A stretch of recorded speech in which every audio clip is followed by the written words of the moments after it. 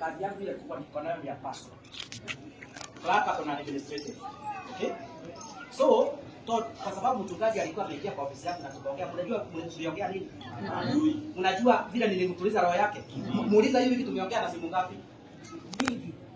Muuliza simu ngapi zile mimi tumeongea na yeye. In fact hata juu kuna ile siku kwa nikamwambia mchungaji hiyo okay. Hakuna jambo lingine. Aliniambia